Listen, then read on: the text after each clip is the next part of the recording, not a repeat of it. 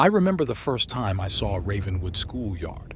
It was a misty evening and the moon hung low in the sky, casting long shadows that seemed to dance among the trees. The schoolyard itself was empty, the swings creaking softly in the breeze. But there was something about the place that made my skin crawl, something dark and ancient lurking just beyond the edge of my vision. The gate to Ravenwood Schoolyard was old and rusted, its intricate patterns barely visible beneath a thick layer of ivy and vines. A faded sign hung crookedly from one side, warning trespassers to stay away. But curiosity got the better of me, and I pushed the gate open, the metal screeching in protest as it swung inward. The school building itself was a sight to behold. Windows were shattered, paint peeled in long strips from the walls, and the whole structure seemed to sag under the weight of neglect. Moonlight filtered through the broken windows, casting strange shadows that danced across the crumbling facade. I hesitated at the entrance, feeling a sense of foreboding that I couldn't quite shake. Inside, the school was even more unsettling. The hallway stretched out before me, the only light coming from flickering bulbs overhead. Cobwebs hung from the ceiling like gossamer curtains, and the air was thick with dust and decay.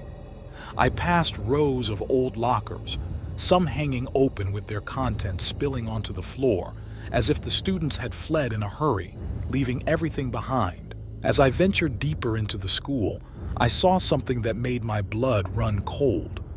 At the end of a dimly lit corridor stood a ghostly figure, dressed in a tattered school uniform. Its eyes glowed with an otherworldly light, and its outstretched hand beckoned me forward. I wanted to turn and run, but something compelled me to keep moving, to follow the ghostly apparition deeper into the darkness. I emerged from the school into the forest beyond, only to find myself in the midst of a chilling scene.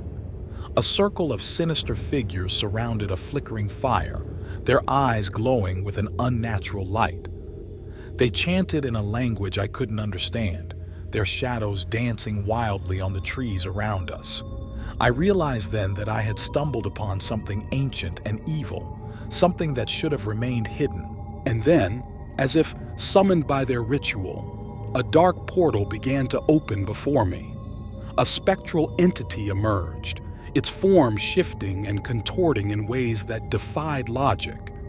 It reached out with outstretched arms, and I knew then that I had awakened something truly evil in Ravenwood Schoolyard.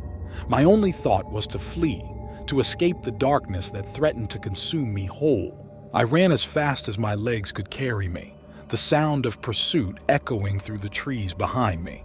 Shadowy figures with glowing eyes pursued me, their footsteps like whispers in the night.